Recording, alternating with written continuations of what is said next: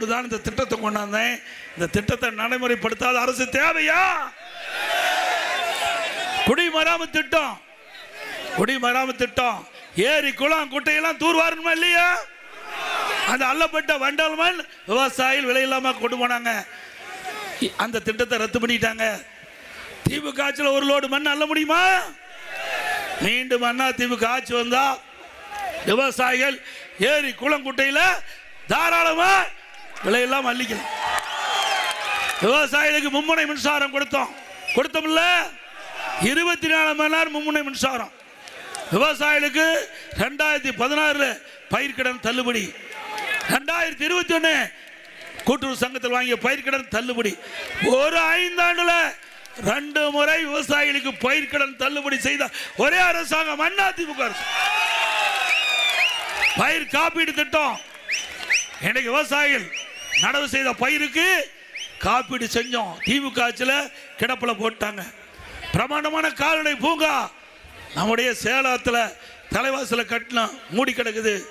அந்த கால்நடை பூங்கா வந்தா கலப்பின பசுகளை உருவாக்கி நம்முடைய விவசாயிகள் கொடுக்கும் போது ஒரு பசு 40 லிட்டர் பால் கறக்கும். விவசாயிக்கு, விவசாய தொழிலாளிக்கு விலை இல்லாம கொடுக்கிறோம். 40 லிட்டர் பால் கொடுக்கின்ற அற்புதமான ஆராய்ச்சி நிலையத்தை மூடி கிடக்குது. மீண்டும் அதிமுக ஆட்சி வந்தா விவசாயிய நன்மை கருதி விவசாயிகளுக்கு இப்படி அதிக பால் கொடுக்கின்ற கறவை பசுகளை அந்த ஆராய்ச்சி நிலையத்தை உருவாக்கி விவசாயிக்கு, விவசாய தொழிலாளிக்கு வழங்கப்படும். இங்க இருக்கிற அமைச்சர் பெரிய ஊழல் பண்ணிருக்காரு. யாருன்னு உங்களுக்கு தெரியும்? நகர்ப்புற வளர்ச்சித்துறை, குடிநீர் வழங்கல் துறை.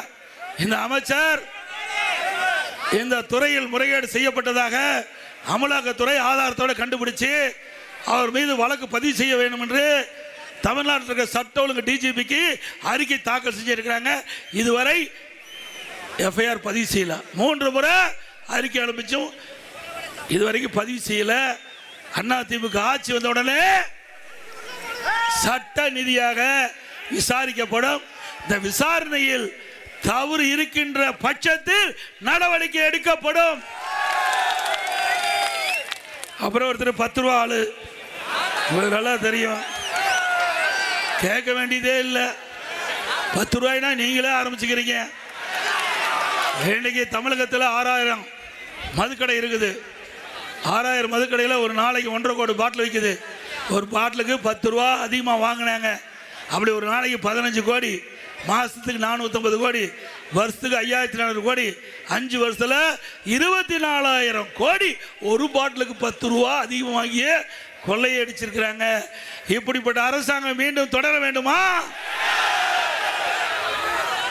இவ்வளவு கொள்ளையடிச்சு 453 நாள் ஜெயில் இருந்தாலும் எனக்கு பார்க்குறேன். எனக்கு கிடைச்ச தகவல், அவள் நாள் ஜெயில் விட்டு வெளியில் வந்த போது முதலமைச்சர் புகழ்றார். ஏதோ நாட்டுக்கு சுதந்திரம் வாங்கி தந்த மாதிரி. ஏன்னா கரெக்டா கப்பம் கட்டியிருக்கார். கரெக்டா கப்பம் இவருக்கு கப்பம் கட்டி அவருக்கு ஜெயிலுக்கு போனதான் மிச்சம். அவர் நெஞ்ச பொழுதுதான் மிச்சம். அவர் இங்க நிக்க முடியாது, போய் கோயம்புத்தூர் நிற்கிறாரு. எங்க கரூர்ல நிக்க முடியாது. ஆக இப்படிப்பட்டவரெல்லாம் மீண்டும் ஆட்சிக்கு வர வேணுமா? ஊழல் ஆட்சி தேவையா?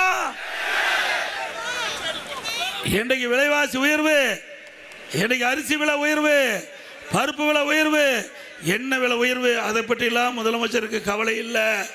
அதோட மின் கட்டணம் 67% உயர்ந்து போச்சு. கடைக்கு இரட்டிப்பு வரும் சார்ஜ், பீக் அவர்னு போட்டு வாங்குறாங்க. நகராட்சி, மாநகராட்சி, பேரூராட்சியில் வீட்டு வரி 100% உயர்வு, கடை வரி 150% உயர்வு, குப்பைக்கு வரி, குடிநீருக்கு வரி. பிறகு இந்த உள்ளாட்சி அமைப்பில் குடிநீர் இணைப்பு கொடுத்துருக்குறாங்க, இந்த குழாய் இணைப்பு, அதுக்கு வரி போடுறா சொல்கிறாங்க. அப்படியா? அதில் வரி கட்டினா தான் உங்களுக்கு 100 நாள் வேலை திட்டத்தில் நாங்கள் பணி கொடுக்குன்னு சொல்கிறாங்க. அதிமுக ஆட்சிக்கு வந்த பொழுது அப்படிப்பட்ட பிரச்சனை இருந்தால் தீர்க்கப்படும். அப்புறம் இங்க இருக்கிற பள்ளிக்கல்வித்துறை அமைச்சர்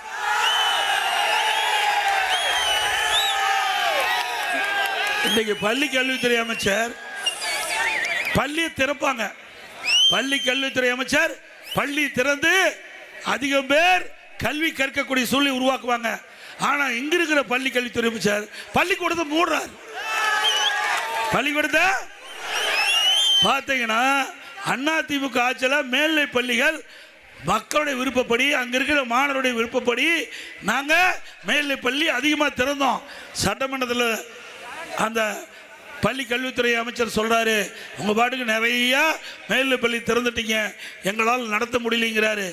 மக்களுக்காக தாங்க அரசாங்கம். நல்லா சத்தமா சொல்லுங்க, மக்களுக்காக தானே அரசாங்கம். அரசாங்கத்துக்காக மக்கள் இல்லையில.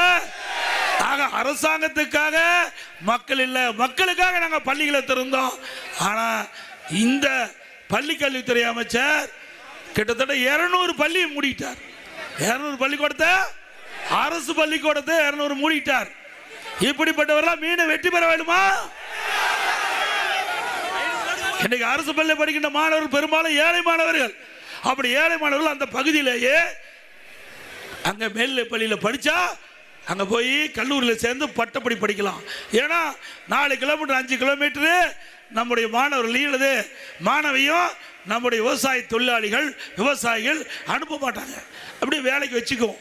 நான்லாம் கிராமத்தில் பிறந்தவன். அதனால தான் நான் இதெல்லாம் அருமையான அதிகமான பள்ளிகளை திறந்தோம். நம்முடைய பெண் பிள்ளைகள் பக்கத்திலேயே பள்ளிக்கூடம் இருந்தால் போய் அங்கே சேர்ந்து படித்து ஒரு பட்டப்படி படித்து அவர் வேலை வாய்ப்பு பெறுன்னு அந்த எண்ணத்தில் நாங்கள் மேல்நிலை பள்ளியை திறந்தால் இங்கே இருக்கிற இந்த மண்ணில் பிறந்த அமைச்சர் பள்ளி மூடுறார்.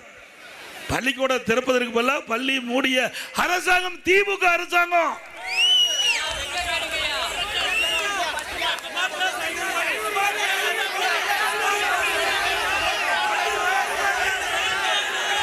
அதே போல சட்ட ஒழுங்கு அடியோட சீர்கெட்டு போய்விட்டது. எங்க பார்த்தாலும் இந்த போதை ஆசாமியால மக்கள் தகுதியமா நடமாட முடியல. இன்றைக்கு சிறுமிகள் பாதுகாப்பா இருக்க முடியுதா? பெண்கள் பாதுகாப்பா இருக்க முடியுதா? பாட்டியம்மா கூட பாதுகாப்பா இருக்க முடியல. நம்ம பாட்டியம்மாவை தனியாக விட்டுட்டு போக முடியாது. நாம அப்படி கேவலமான ஆட்சி பண்ண நடந்துகிட்டு இருக்குது. உண்மைதானே? இதை சொன்னா ஸ்டாலினுக்கு கோபம் வருது. நடக்கிற செய்தியை தானே சொல்றோம். இன்றைக்கு தமிழகத்தில் திராவிட முன்னேற்ற கழகம் ஆட்சி பொறுப்பேற்ற பிறகு 18,000 பெண்கள் பாலியல் வன்கொடுமைக்கு உட்படுத்தப்பட்டது இன்றைக்கு வழக்கு பதிவு செஞ்சிருக்குது. அதுல சிறுமிகள் பாதிக்கப்பட்டது 6999 போக்சோ வழக்குகள் பதிவு செய்யப்பட்டு 84 கோடி நிவாரணம் வழங்கப்பட்டதாக இந்த திராவிட முன்னேற்ற கழகத்தினுடைய சமூகத்துறை அமைச்சரே தெரிவிச்சிருக்கார். அப்படின்னா போக்சோ சட்டம்னா சிறுமிகள் பாலியல் சீண்டலுக்கு உட்படுத்தப்பட்டவர்கள் 6999 பேர் சிறுமிகள் இந்த ஆட்சியில் பாதிக்கப்பட்டிருக்கா. இந்த ஆட்சியை மீண்டும் தொடர வேண்டுமா? எவ்வளவு மோசமான ஆட்சி, பெண்களுக்கு பாதுகாப்பு இல்லாத ஆட்சி. ஆக அதிமுக ஆட்சிக்கு உடனே 3 மாதத்தில் தமிழகத்தில் முழுமையாக கஞ்சாவை ஒழிக்கப்படும். கஞ்சா அறவா ஒழிக்கப்படும். போதை பொருள் இல்லாத மாநிலமாக அதிமுக ஆட்சியில் தமிழ்நாடு இருக்கும். என்ற இதனும் எப்பொழுது பார்த்தாலும் ஸ்டாலின் பேசுறாரு. தமிழ்நாட்டில் இன்றைக்கு இந்த பகுதியெல்லாம் டெல்டா பகுதி, தண்ணி இருந்தால் தான் இந்த மக்கள் வாழ முடியும். அப்படித்தானே? எல்லாம் மேட்டூர் தண்ணி தான் நம்பி இருக்கிறீங்க. ஆனால் இந்த தண்ணியை தடுப்பதற்கு கர்நாடகத்தில் ஒரு அமைச்சர் முயற்சி செஞ்சார். நீர்வளத்துறை அமைச்சர். அவர் மேகதாதுல அணை கட்டியாவன்னு பிடிவாதமாக இருக்கார். அதற்காக அந்த கர்நாடக சட்டமன்றத்தில் நிதியும் ஒதுக்கிட்டாங்க. அதில் சர்வே பண்ணிட்டாங்க. இப்போ நீதிமன்றத்தில் வழக்கு நிலுவையில் இருக்குது. அப்படிப்பட்ட அமைச்சர் தமிழ்நாட்டுக்கு ஸ்டாலின் கூட்டிட்டு வந்து தேர்தல் பிரச்சாரம் செய்கிறார். தமிழ்நாட்டுக்கு வருகின்ற தண்ணீரை தடுத்து ஒரு அணை கட்டுவதாக அறிவித்த அமைச்சர்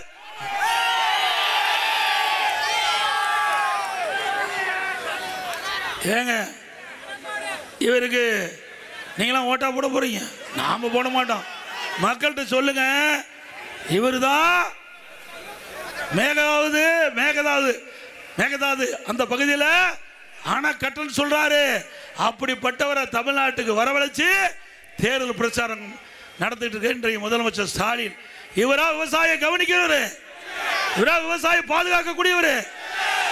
இன்றைக்கு காவிரி நதிநீர் ஜீவ நதி, 20 மாவட்ட மக்களுக்கு குடிநீர் ஆதாரமாக இருப்பது காவிரி நதிநீர். அப்படிப்பட்ட நமக்குடைய ஜீவ நதிய மேகதாது என்ற இடத்துல அணை கட்டுவதற்கு முயற்சி செய்கின்ற ஒரு அமைச்சரை கூட்டிட்டு வந்து தேர்தல் பிரச்சாரம் செய்யணும். இவரை தமிழ்நாட்டுக்கு நன்மை செய்யக்கூடிய முதலமைச்சரா? இனி செல்லும் இடமெல்லாம் செய்தி. தந்தி டிவியின் வாட்ஸ்அப் சேனலை ஃபாலோ பண்ணினா செல்ல இருக்கும் இடமெல்லாம் செய்தி. இதோ QR கோட் இப்பவே ஸ்கேன் பண்ணுங்க, ஃபாலோ பண்ணுங்க.